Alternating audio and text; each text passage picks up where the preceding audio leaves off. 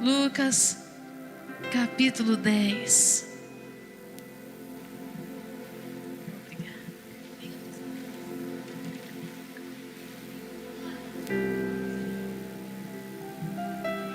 Aleluias. Lucas, capítulo 10.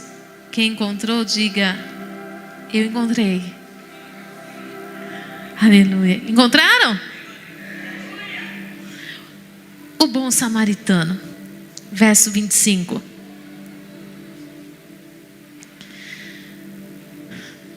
Que o Senhor nos ajude a compreender essa palavra na dimensão que Ele está falando no meu espírito, querido.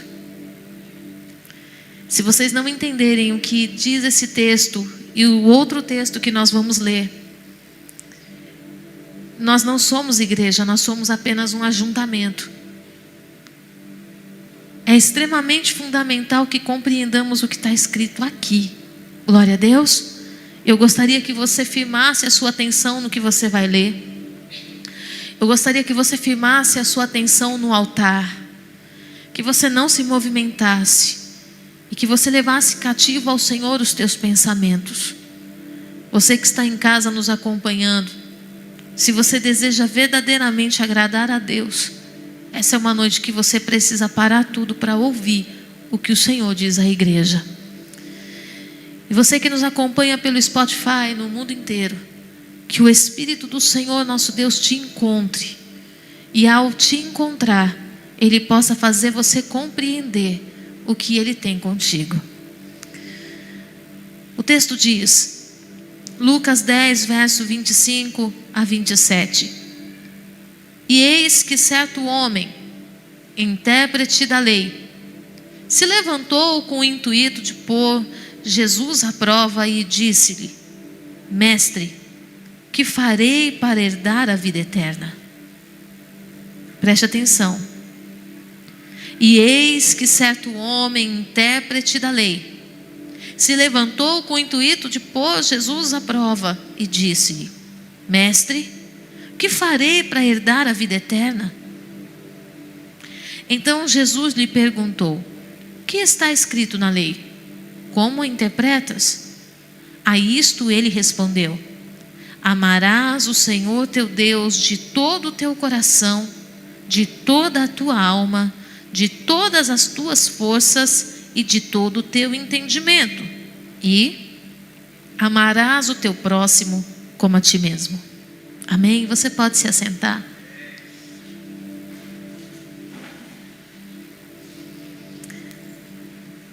Eu já ministrei esse texto milhares de vezes, mas eu confesso que hoje uma frase nesse texto estremeceu meu coração. Porque primeiro quem faz a pergunta é o intérprete da lei. Poderíamos dizer que são os pastores desse tempo. Pessoas que trazem o entendimento da palavra. Aqueles que fazem as pessoas compreenderem o que está escrito. Ele era um intérprete da lei. E a palavra do Senhor diz que ele, na tentativa de colocar Jesus à prova, porque o intuito era saber se Jesus realmente tinha sido enviado por Deus, ele faz uma pergunta. E a pergunta dele que estremeceu meu coração: o que farei para herdar a vida eterna? E eu lendo esse texto, eu falei: Senhor, ele não perguntou como eu devo servir a Deus. Ele não perguntou o que Deus quer de mim. Ele não perguntou como fazer as pessoas entenderem a palavra. Ele perguntou o que eu devo fazer para herdar a vida eterna. E Jesus responde a ele com uma outra pergunta. Ele fala assim: o que é que diz na lei? E como que você interpreta? E ele diz assim: está escrito, amarás o Senhor teu Deus de todo o teu coração, de toda a tua alma, de todas as tuas forças e de todo o teu entendimento. E amarás o teu próximo como a ti mesmo. Quem responde isso aqui não é Jesus, é o intérprete da lei. Ele tinha consciência. No verso 28 diz assim: então Jesus lhe disse: respondeste corretamente, faze isto e viverás. Ele, porém, querendo justificar-se, perguntou a Jesus: quem é o meu próximo? O texto diz: ele querendo justificar-se. Quando é que eu desejo me justificar? Quando eu sei que deveria ter feito algo que eu não fiz. E quando nós nos justificamos? Quando nós encontramos um motivo palpável que explique o porquê eu não fiz. Então Jesus, ele vem destrinchando a parábola do bom samaritano. E ali ele fala, como eu sei que todos aqui conhecem essa história, do homem que saiu de Jerusalém, foi para Jericó, foi assaltado no meio do caminho, e ali ele apanhou horrores naquela estrada. Os salteadores levaram tudo que ele tinha, e aí vem o sacerdote, ignoram aquele homem, vem o levita, e também ignoram aquele homem, e então vem o samaritano, que não deveria ter relacionamento nenhum com o judeu. E ele, ao se aproximar daquele homem caído na estrada, ele percebe que aquele homem tinha vida, embora não tivesse nada para oferecer. O que é mais importante? O que se tem para oferecer ou a vida? Jesus não morreu pelo que nós tínhamos para oferecer. Na verdade, ele morreu por um povo que não tinha nada para dar. Morreu por um povo que, quando ele disse: tenho sede, deram para ele do vinagre. Ele morreu por um povo que estava dizendo: se tu és realmente o Filho de Deus, desça dessa cruz, livra-te a ti mesmo e salva-nos daqui. Ele não morreu por um povo que tinha absolutamente nada para dar, mas ele morreu por causa da vida, que podia ser alcançada, transformada, e que podia ser uma resposta ao céu, e podia ser a confirmação daquilo que Deus tinha dito, que ele veria o fruto do seu penoso trabalho. Quando nós observamos esse texto, o que Jesus estava dizendo para aqueles homens, o que o Senhor estava dizendo para aquele intérprete da lei, ele estava dizendo assim: olha, você pode ser o intérprete da lei, você pode ser um homem honrado, você pode ter muitas posses, você pode ser o maior investidor da obra, você pode ser a principal coluna financeira da igreja, você pode ter muitos reconhecimentos, e você pode fazer muitas coisas na minha casa. Inclusive, você pode amar a Deus de todo o teu coração, de todo o teu entendimento, de toda a tua alma. Você pode amar ao Senhor com todas as tuas forças. Mas é incrível que quando o Senhor Jesus vai explicar para aquele intérprete da lei o caminho para encontrar, para ter a vida eterna, ele não fala sobre amar a Deus, ele fala sobre socorrer o próximo. Ele não dá exemplo nenhum, em momento nenhum, acerca de como eu devo amar a Deus, mas ele dá o exemplo de como eu devo amar o próximo. E nós muitas vezes queremos ser, e já fomos, com certeza já fomos, eu não sei você, mas eu já fui esse homem da beira da estrada, que foi assaltado no meio do caminho, que teve tudo levado, teve a sua honra, teve a sua moral, teve o seu nome, teve os seus sonhos levados embora pelos salteadores, e eu fui encontrada pelo bom samaritano, que não tinha motivo nenhum para falar comigo. Eu fui encontrada pelo bom samaritano quando todos olhavam para mim e não enxergavam em mim a possibilidade de viver o que eu vivo hoje, de fazer o que eu faço hoje, de ser quem eu sou hoje. O bom samaritano não usou ninguém para ir falar comigo. Ele mesmo veio, ele mesmo me abraçou, ele mesmo me perdoou e me envolveu de misericórdia. E é tão bom quando você encontra alguém que te ama, quando você não tem nada para dar. É tão maravilhoso quando você é alcançado por esse amor, quando você não sabe amar. Quando você está tão endurecido no seu coração pelo que te fizeram, pelo que falaram, pela maneira como te traíram. É tão bom ser alcançado por essa graça e por esse amor. E nós passamos a servir a Deus com alegria no nosso coração, por termos sido alcançados por essa graça. Só que a palavra de Deus fala que a fé sem obras, ela é morta.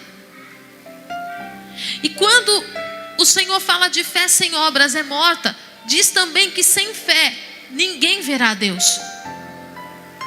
E se a fé sem obras é morta, se eu tenho uma fé e eu não tenho obras, automaticamente a minha fé é morta. Então eu não verei a Deus. E Jesus, ele vem ensinando para o intérprete da lei um caminho para que eu tenha a vida eterna. É fazendo uma obra. Bispa, qual é a diferença entre obra e trabalho? Trabalho é tudo o que você faz em 4 paredes de um templo.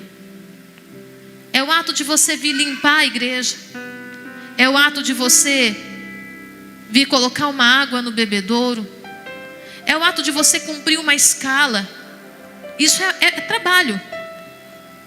A obra é o que você constrói dentro das pessoas. A obra é o tempo que você gasta. É o tempo que você dedica. É o dinheiro que você investe na restauração de uma vida. E Jesus, ele vem falando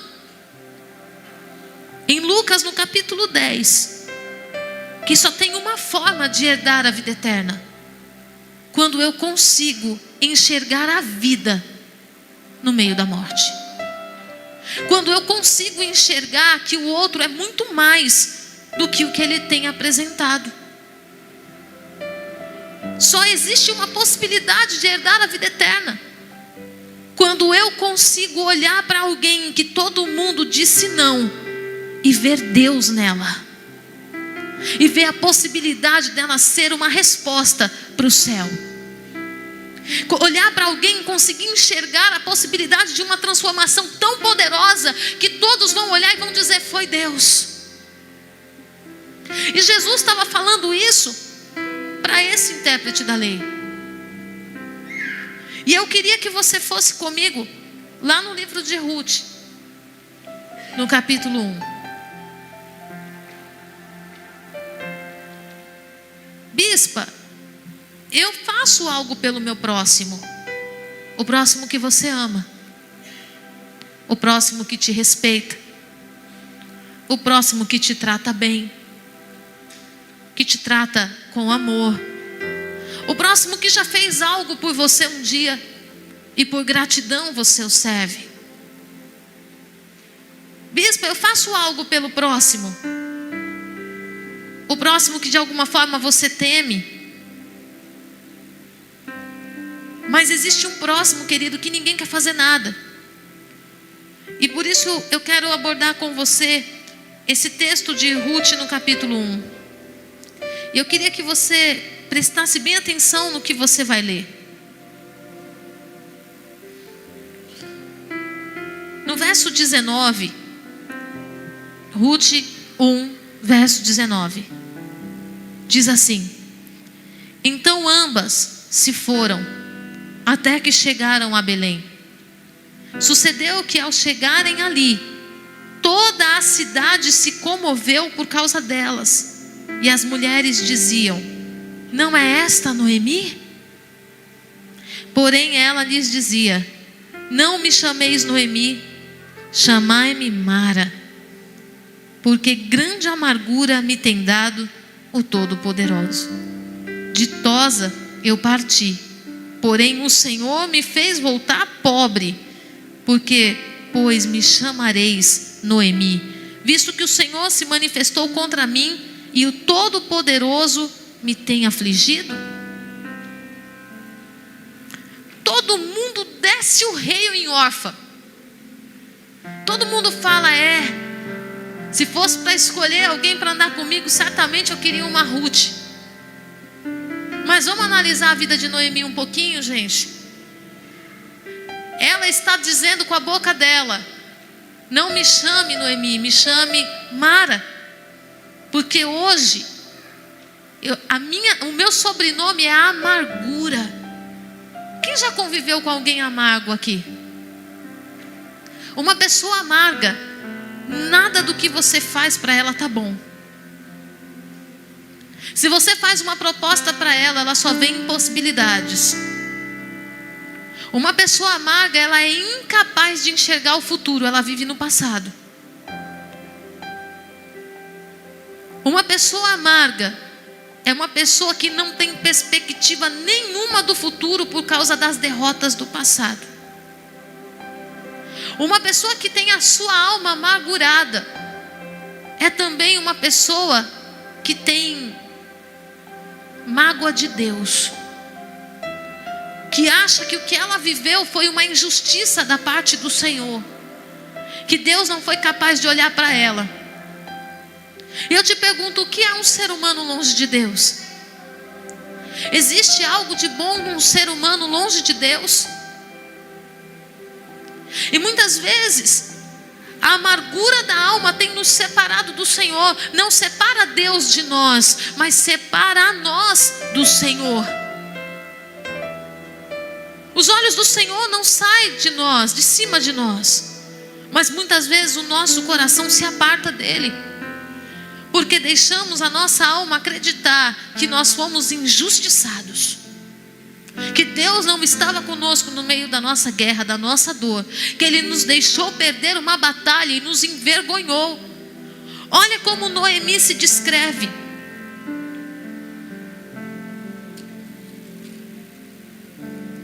Quando as noras se propõem a ir com ela, no verso 13, no verso 12, olha aqui a descrição da amargura. Ruth e Noemi se dispõem a irem com ela para Jerusalém. E ela diz assim: tornai, filhas minhas, ide-vos embora, porque sou velha demais para ter marido. Ainda quando eu dissesse tenho esperança, ou ainda que esta noite tivesse marido e houvesse filhos, esperá-lo-ias até que viesse a ser grandes?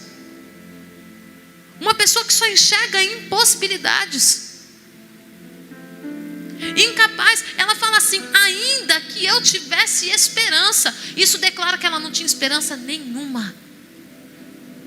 Quando você continua lendo o texto, você vê a amargura de Noemi. Ela está onde? No texto que nós lemos, ela já está em Jerusalém.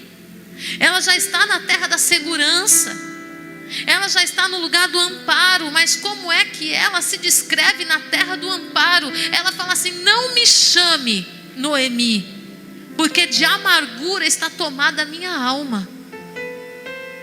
Então todo mundo fala um monte de Orfa, que Orfa era aproveitadora, que enquanto Noemi tinha o que oferecer, Orfa estava ao lado. Mas Noemi, ela tinha se tornado uma pessoa tóxica, uma pessoa azeda, e era difícil conviver com ela. Então Orfa volta. Por quê, bispa? Porque mesmo convivendo tantos anos na casa de um crente, Orfa não conseguiu entender o amor de Deus na dimensão do seu poder.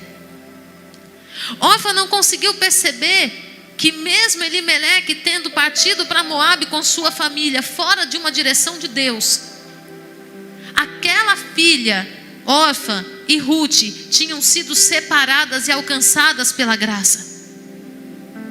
Não conseguiu perceber. Orfa não conseguiu perceber o quanto de amor tinha sido dedicado à vida dela, o quanto de Deus tinha sido revelado a ela. E ela, na primeira oportunidade que tem, ela renuncia a tudo isso e volta para a casa dos pais. Só que existe um detalhe: Orfa tinha feito uma aliança no altar. Orfa tinha declarado para Noemi um amor ao filho dela. E pela lógica, Noemi precisava continuar sendo família de Orfa. Mas ela volta. E a palavra do Senhor não diz que Orfa foi condenada por causa disso. Só que simplesmente o nome dela nunca mais aparece na história. Quantas vezes nós temos voltado daquilo que o Senhor tem proposto a nós? Porque nós temos justificativas. Como aquele intérprete da lei tinha justificativas para dizer o motivo pelo qual ele não ajudava o próximo. Senhor, eu amo a Deus, o Senhor sabe que eu te amo. O Senhor sabe que eu tenho prazer de estar na igreja. O Senhor sabe que eu te louvo de todo o meu coração. Que eu acordo pela manhã e eu te adoro em gratidão, Senhor, ao que o Senhor fez na minha vida. Mas, Senhor, conviver com fulano de tal é prova demais para mim, isso não vai dar. Sabe por que não vai dar? Porque você não está disposto a ser um agente de transformação na vida dessa pessoa. Porque o homem que foi assaltado na beira da estrada, lá do texto do bom samaritano, não permaneceu ferido, não permaneceu machucado, não permaneceu semi-morto. Ele foi para uma hospedaria e naquele lugar, tratado e curado, ele pôde voltar para sua família como um homem de honra. O grande problema é que nós estamos preferindo abrir mão das pessoas amargas, das pessoas qual a nossa alma tem justificativa para dizer a Deus o motivo pelo qual eu não posso conviver com essa pessoa, do que ser um agente de transformação. Porque para ser um agente de transformação, eu vou ter que dedicar tempo, eu vou ter que desviar a minha viagem, eu vou ter que mudar os meus planos, eu vou ter que retardar algumas coisas, eu vou ter que investir financeiramente. E nós não queremos. Nós queremos pessoas prontas, pessoas que cheguem dizendo: estou contigo, conta comigo, por onde eu começo. Querido, mas nem todo mundo que arregaça as mangas e está pronto para o trabalho tem um coração tratado. Nem todo mundo que bate nas suas costas e jura amor para você tem amor de verdade no coração. Porque o amor precisa ser regado de gratidão. E te ama profundamente aquele que encontrou em você um porto seguro. Te ama profundamente aquele que foi visto por você quando ninguém o via. Por mais que essa pessoa não consiga demonstrar o amor, ela sempre vai se lembrar de você. Em todo lugar que ela for, ela vai se lembrar que você foi aquele que não desamparou, que você foi aquele que não se esqueceu, que você foi aquele que viu a promessa dentro de um vaso de barro. Mas quando eu consigo descobrir a promessa dentro de um vaso de barro? Quando eu decido estar junto, independente da amargura do momento. Bispa, eu estou andando com essa pessoa, estou ficando amargo igual. Então você ainda não se converteu. Porque as trevas jamais poderão contra a luz. Se eu apagar todas essas luzes aqui, essa luzinha que está piscando na câmera vai brilhar intensamente em meio às trevas. Não importa qual o tamanho da luz, ela sempre vai prevalecer, sempre vai chamar atenção, ela sempre vai mudar o foco das trevas para a luz. Quando nós olhamos a vida de Noemi, ela fala assim: me chame de Mara, porque com grande amargura, porque grande amargura o Senhor tem me dado. Ela diz: ditosa eu parti. Você sabe qual o significado de ditoso? Ditoso significa abençoado, significa bendito, repleto de boa sorte. Noemi está dizendo assim: ditosa eu parti de Jerusalém. Espera aí, gente, me ajuda a pensar um negócio aqui. Se ela era abençoada, bendita, e repleta de boa sorte, por que ela saiu de Jerusalém? Por que ela saiu de Belém? O que foi que fez essa mulher sair de Belém se ela tinha tudo isso? E aí ela fala assim: porém, o Senhor me fez voltar pobre. Quando nós... Oi?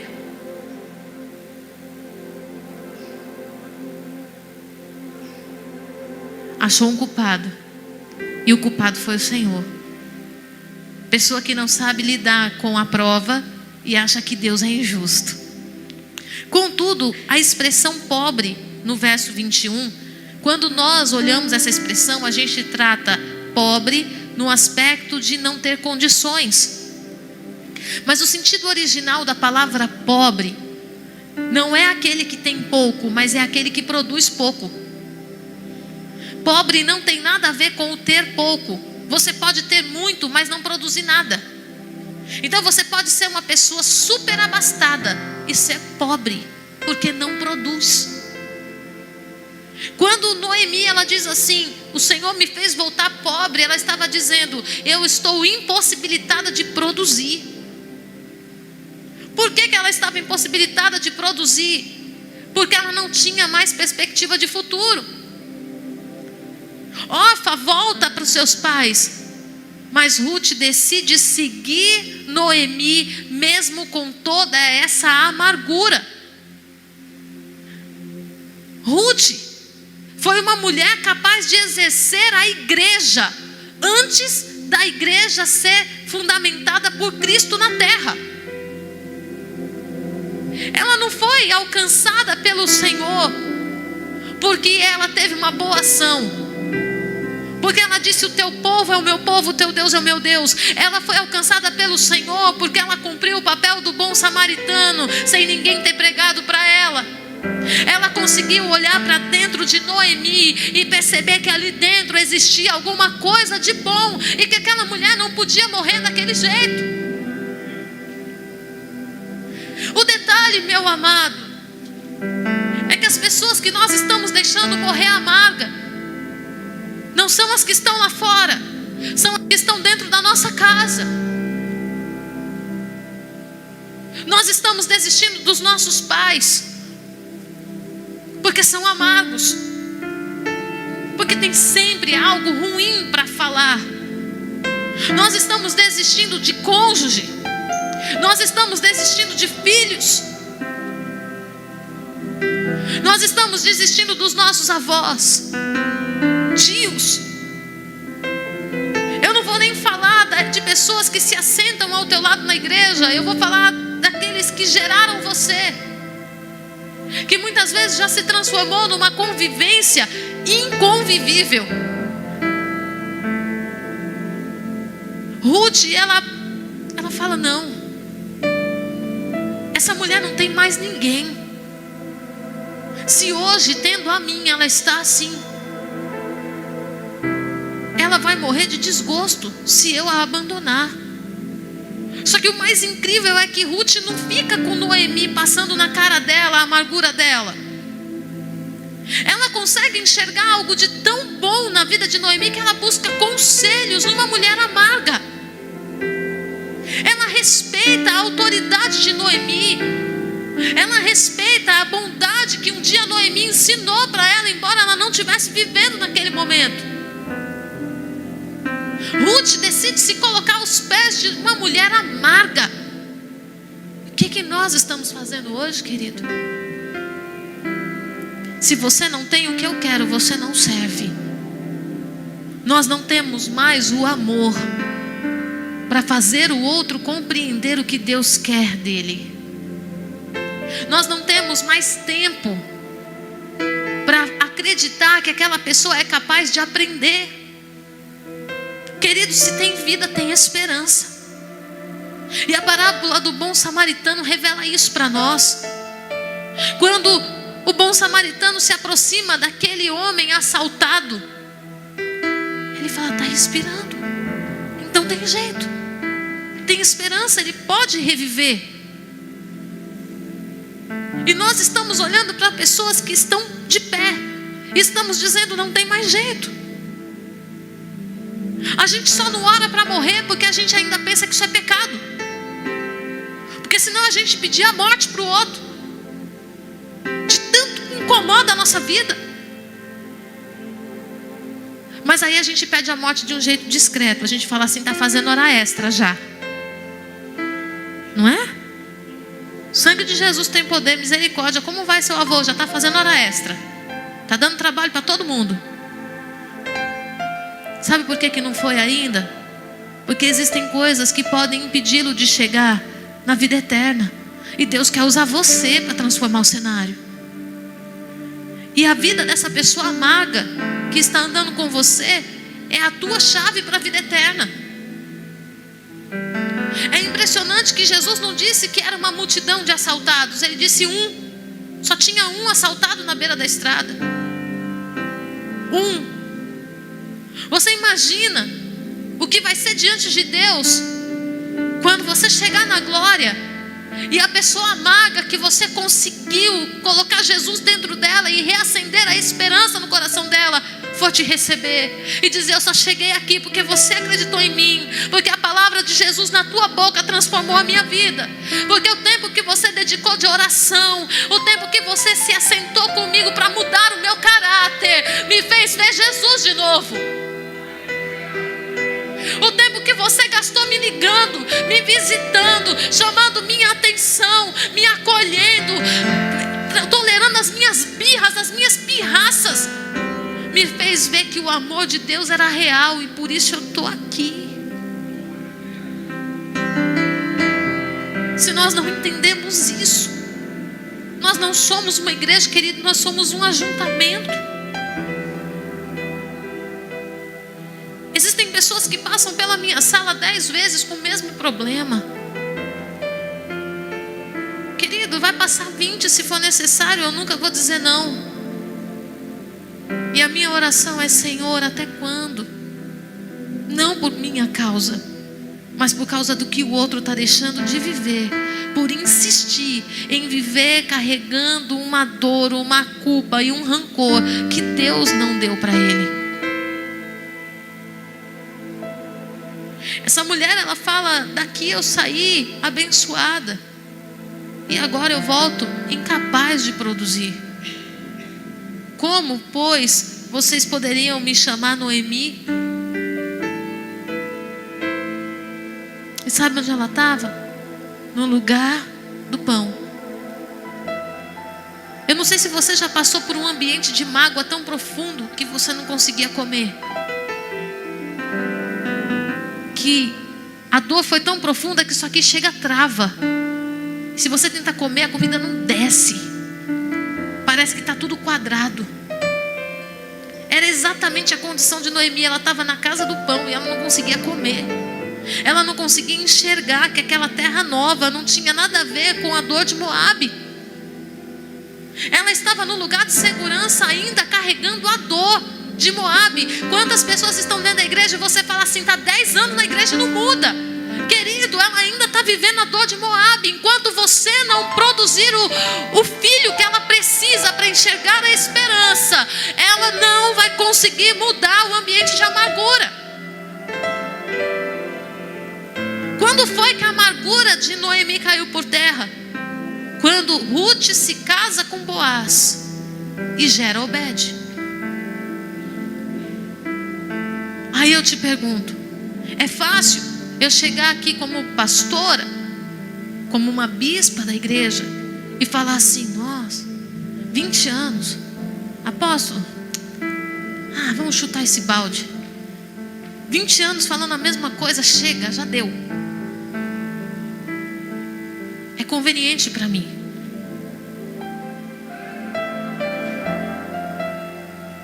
É fácil. É mais rápido. Só que quando a gente olha a vida de Ruth nesse processo, a gente vê que órfã voltou. E quantos são os crentes que estão voltando hoje a ter velhos sentimentos, velhos pensamentos, velhos comportamentos? se voltando aos velhos deuses que um dia fizeram parte da sua vida, voltando para altares que um dia foram destruídos pela presença do Senhor em você. Quantas pessoas dentro da igreja que estão voltando às velhas práticas, daquilo que um dia consumiu a tua alma, e você está achando que é possível dividir o teu coração com dois altares. O que tem? Eu estou na igreja. O que tem? Eu senti isso. Você sentia isso quando você não tinha Jesus, mas agora com Jesus você não pode se dar o direito de sentir como Orfa sentiu.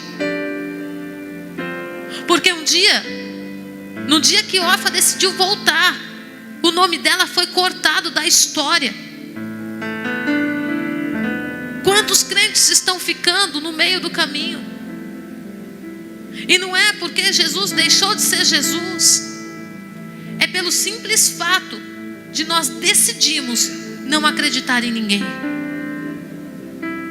Decidimos não acreditar em ninguém. Ah, bispa, de novo esse irmão aí na frente. Já é a 10ª vez que ele volta para Jesus. E em nome de Jesus vai ser a última. Ah, eu não vou acompanhar essa irmã não. Meu Deus, todo culto ela volta para Jesus. Espera aí. Se ela está caindo o tempo todo, ela precisa de alguém que segure na mão dela e fala: espera aí, você não vai cair mais não. Agora o diabo achou o que queria. Achou alguém que vai pagar um preço por você. Alguém que vai lutar com você, que vai chorar com você, que vai interceder por você.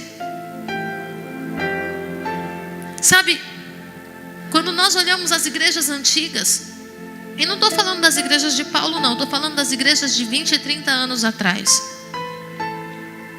Quando nós olhamos as pregações que eram ministradas, sinceramente falando, eu vou falar para você como pastora, da vergonha das coisas que muitas vezes eram ministradas no altar. Eram palavras sem entendimento, sem revelação. Mas existia uma coisa nessas igrejas que hoje nós, com todo o entendimento que temos, nós não temos. Existia fé. Ninguém que entrava pelas portas era jogado fora. Tinha prazer em alcançar o perdido. Sabe por quê? Porque tinha fé. Quando acontecia um processo de divórcio no meio do corpo, de conflito no casamento, não tinha separação, porque todas as irmãs iam para o joelho até aquele marido ser transformado. Existia fé. Hoje nós estamos tão entendidos da palavra que a gente já está se achando Deus da nossa própria vida. Eu entendo isso aqui, eu compreendo isso aqui, eu sei fazer isso aqui. E sem fé é impossível agradar a Deus. Sem fé é impossível ver a Deus. E a fé sem obras é morta. Se eu não construo nada na vida de ninguém, querido, eu vou te falar uma coisa. Eu vou falar uma coisa para você que o Espírito Santo está falando comigo já faz dias. Nós podemos erguer um templo naquele terreno para 5.000 pessoas. Você pode ter ofertado o maior valor. Você pode ter sido o maior ofertante para a construção do templo. Aquilo lá vai ser só parede se não tiver ninguém que você ganhou para Jesus de verdade. Ganhar para Jesus não é ali fora e trazer para a igreja. Ganhar para Jesus é investir, é orar, é clamar, é discipular, até a pessoa ser transformada, até a pessoa aprender a andar sozinha, até ela começar a dar os primeiros passos, até ela começar a correr. Agora nós estamos investindo em paredes. Quem vai entrar nessas 4 paredes que nós queremos construir, se você não tem uma pessoa que você ganhou para Jesus ao longo de todo o seu ministério, querido? Se nem os da sua casa estão conseguindo encontrar o amor de Deus na sua vida. Bispa, não é fácil. E quem disse que seria? O Senhor Jesus tinha tanta convicção que não era fácil, que Ele disse assim: eu estarei convosco. Porque é impossível nós conseguirmos acessar o coração amargo de alguém sem o Espírito Santo. Você faz parte de um ministério que está fundamentado em Isaías 61. E eu quero que você vá lá comigo. Porque o que está escrito em Isaías 61 é maravilhoso. É lindo. Isaías 61 é a base das palavras proféticas que o anjo entregou nas mãos do apóstolo para fundamentar o ministério que você faz parte.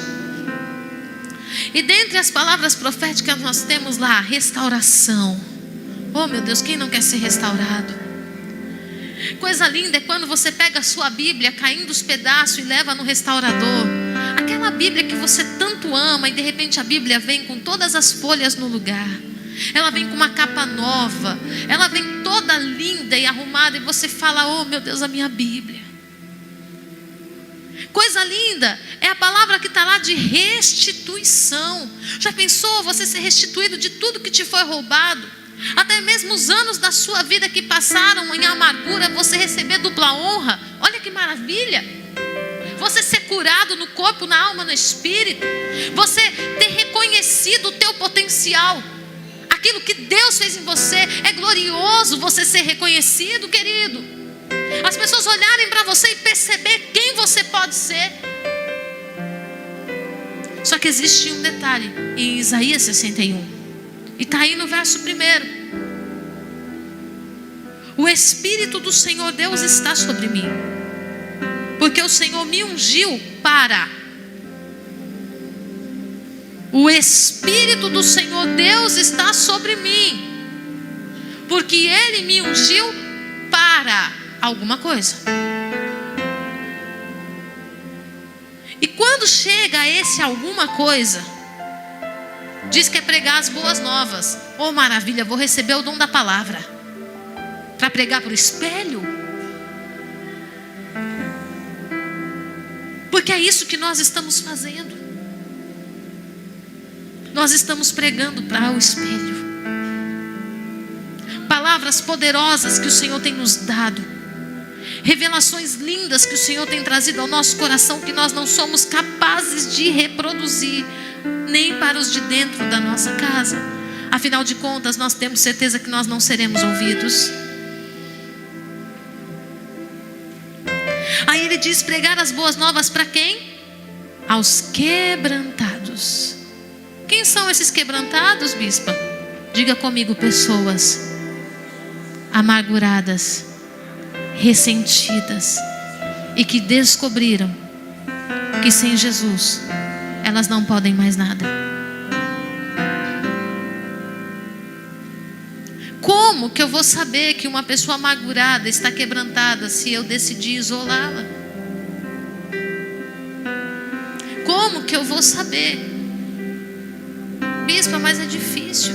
Se você estiver cheio do Espírito Santo, o Senhor vai te dar um caminho de acesso e você vai pregar as boas novas. E as boas novas vêm recheadas de quê? Diga comigo: esperança. O que faltava para Noemi? O que faltava para Noemi? E o que o Senhor está chamando a gente para restaurar? Aonde? No coração dos amargurados. Porque uma pessoa amargurada, ela não consegue ver Deus. Ela não consegue acreditar no amor de Deus. Uma pessoa amargurada, ela não consegue se alimentar da palavra. Ela vem até a igreja, ela ouve a palavra entra no ouvido e sai pelo outro. Afinal de contas, ela tem todas as justificativas que explicam o porquê ela não pode nem deve ouvir essa palavra. Está aprisionada na própria dor. Aí continuando, Isaías 61. Enviou-me a curar. Quem? Não, agora eu estou com dor de cabeça. Senhor, eu ordeno que essa dor de cabeça saia da minha vida. É isso? Você foi curado por Jesus para curar quem? O que está escrito aí? Os quebrantados de... Sabe o que o Senhor está falando aqui? Que boa parte das enfermidades são produzidas aonde? Num coração amargo. Inclusive o câncer é uma doença provocada ou alimentada pela amargura do coração. Bispa, e quando eu vejo pessoas que são tão alegres, pessoas tão resolvidas com câncer, o que é isso? É uma propensão genética? Não. Porque pessoas que riem demais, pessoas que trabalham demais, estão escondendo grandes dores. Pessoas que por tudo dão risada, ela não quer que você descubra a dor que ela carrega. Pessoa que por tudo ela trabalha. Você nem chama, ela já está ali. Ela está escondendo grandes dores. E aí a gente olha e fala: nossa, mas essa pessoa é tão ativa, tão alegre, com câncer. Sabe por que você não conhece o coração? Porque se ela se revelar, se ela revelar a amargura, talvez você não tenha estrutura para andar com ela. Então, ela se fantasia de felicidade, para que até mesmo a igreja possa aceitá-la. E por que, bispa, isso? Porque nós queremos andar na força do nosso braço, e sem o Espírito de Deus, nós não temos condições de levantar ninguém. Na continuação do texto, diz que o Espírito do Senhor Deus está sobre mim, porque Ele me ungiu e me enviou a proclamar libertação. A quem? Aos cativos. Como estava Noemi? Sabe, a gente lê o texto de Ruth, a gente romantiza ele. Mas Noemi era uma mulher cativa da dor. Ela era cativa da desesperança. E Ruth, mesmo sem o Espírito de Deus sobre ela foi capaz de discernir o que ninguém via. Queridos, o Espírito do Senhor Deus está sobre nós. Ele foi derramado em Atos 2. E só chegou a nós porque alguém pagou um preço por alguém. Você sabe que o apóstolo Paulo, ele era um homem temido por todos. Nunca Pedro conseguiria olhar para Paulo e enxergar que de Paulo poderia sair tudo que saiu. Mas um dia Barnabé, um irmãozinho, aquele irmãozinho que entra e senta no último banco da igreja, olhou para Paulo e falou: peraí, esse sujeito é diferente, ele é difícil, mas eu vou peitar essa situação. Quem se tornou Paulo? Você sabe que pessoas marcadas por grande amargura são pessoas chamadas para fazer grandes milagres sobre a terra? Porque o diabo nunca vai marginalizar qualquer pessoa. Ele só marginaliza quem deveria estar no centro. Ele só tira do centro pessoas que são chamadas para grandes propósitos. E o que é que nós estamos fazendo com os amargurados, querido? Nós estamos lançando para fora. Afinal de contas, é muito chato. Só tem visão do muito chato quem não está cheio do Espírito. Porque quem está cheio do Espírito faz como Ruth: o teu povo é o meu povo, o teu Deus é o meu Deus. Aonde quer que fores, irei eu, e onde quer que pousares, pousarei eu, e onde quer que morreres, ali morrerei eu. E me faça o Senhor outra coisa, não me faça o Senhor outra coisa a não ser a morte me separar de ti. Qual o teu grau de perseverança acerca de uma vida? Eu vou perguntar diferente. Qual o teu grau de perseverança acerca da tua família? Querido, como que nós poderemos chegar no céu e ver os nossos queridos do outro lado? Será que nós chegaremos no céu? Porque mediante o texto do bom samaritano eu já não sei mais. Confesso que eu fiquei com dúvida. Porque se o texto está falando que o único jeito de chegar à vida eterna é fazendo algo bem àquele que está praticamente morto, que não tem nada para me oferecer, o que nós fizemos? Nós substituímos os amagos da nossa família, que a gente tem que conviver todo dia, pelos menos amagos da igreja, que eu só vejo por 2 horas. Eu não preciso ter compromisso com ele, eu não preciso encarar a amargura dele, porque aqui ele finge que está tudo bem. Quando que Deus vai poder tirar as máscaras? Quando que Deus vai poder revelar a verdade dessa pessoa que está contigo? Quando que Deus vai poder revelar a verdade dos teus liderados para você que é líder?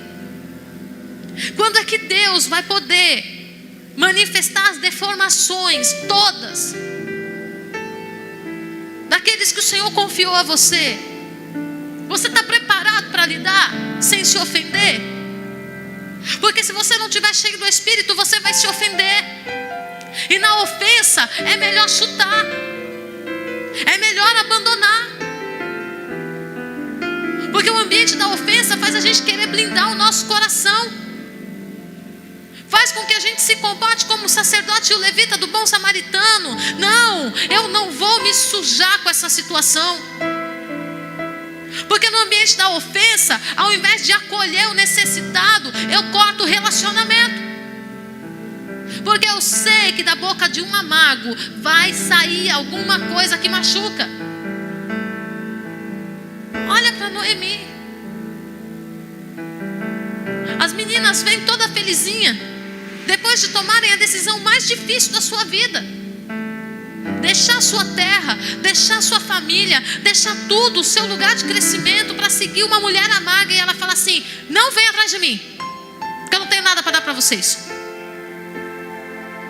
Traduzindo em outras palavras, o que você quer atrás de mim? Você não está vendo já que eu já estou arrasada, destruída? Não tenho comida nem para mim, você está vindo atrás de mim, você também desempregada?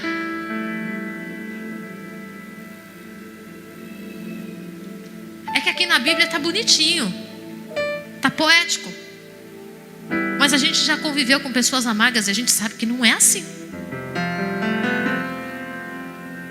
O que a gente vai fazer? E se essa pessoa amarga for a sogra, então piorou, que aí é que eu não tenho obrigação mesmo. Só que não é assim, querido. Bispa, Deus me colocou numa família onde realmente minha sogra é difícil. Por exemplo, não é o meu caso. Eu estou orando quase igual a Elias, só eu fiquei. Das noras que entraram na família, só eu fiquei. Mas eu consegui desenvolver com a minha sogra um relacionamento de maternidade. Ela não é minha sogra, ela é minha mãe. Alguém que eu respeito e alguém que eu decidi honrar no meu coração, independente de acertos ou erros. E é tão interessante que as coisas que nós falamos para ela têm um peso. Ela pondera, ela ouve. Vai outra nora lá fazer gracinha. A casa da minha sogra vira de ponta cabeça, mexe em tudo, vasculho tudo. E eu tive uma oportunidade muito linda com a minha sogra. Essa última vez que nós estivemos lá, que ela ficou muito mal, eu tive a oportunidade de ficar com ela no hospital. E eu fiquei pensando, né? Imagina para ela como que está sendo constrangedor. Porque a gente sabe que dos filhos todos, o que ela mais sente segurança é a pastora Marília. E a pastora Marília já tinha passado o dia inteiro e precisava trocar com alguém. Eu fui ficar com ela. E ela, era a hora do banho, ela não tinha forças para ficar em pé. E ela olhava assim para mim com um olhar tipo: e agora, né? Será que você vai querer cuidar de mim? Eu olhei e pensei, eu falei: não é minha mãe? Eu sei que o que eu estou semeando na vida da minha sogra um dia alguém vai semear na vida da minha mãe, se eu não estiver por perto. E foi tão bom, porque isso estabeleceu um elo entre nós. Se faltava algum gominho na nossa corrente de amor, foi estabelecido nesse dia dentro do hospital. De olhar para ela com gratidão e de saber que dela saiu meu marido. E que do meu marido, descendência dela, vieram 4 filhos. As diferenças precisam cair por terra diante disso. Quando a gente olha o final de Ruth, para a gente concluir, a palavra do Senhor coloca Ruth na genealogia de Cristo, deixando claro que ela recebeu a vida eterna. E você? Como que as próximas gerações vão lembrar de você? Será que o nosso nome estará descrito na volta de Cristo? Não sei. Se nós continuarmos não amando o nosso próximo, nós não estaremos lá. E é incrível o texto de Lucas 10, porque fala que nós devemos amar o próximo como a nós mesmos. Compra tanta roupa para você, não se lembra de ninguém. Faz as melhores comidas na tua casa, vai no mercado todo dia, mesmo Deus trazendo na sua memória um nome, você é incapaz de ir lá visitar e levar o pão. Será que nós realmente estamos amando o próximo como a nós mesmos? Bispa, não estou nem me amando. Será? Você descobre que você não se ama quando o médico diz que você vai morrer. Qual é a sua oração? É: me leva ou Senhor me cura? Nunca é Senhor me leva. É sempre Senhor me cura. Eu preciso viver. E aí você dizer que não se ama? Ama sim. Só está meio confuso. Mas chegou o tempo de nós amarmos de verdade. Mestre, o que farei para herdar a vida eterna? Amar a Deus acima de todas as coisas. Eu tenho certeza que esse ministério ama. Tenho certeza. O Ministério Ágape ama a Deus. Viveram experiências lindas com Deus. Mas agora chegou a hora de amar o próximo como a nós mesmos. Amém? Eu quero pedir para que você se coloque em pé.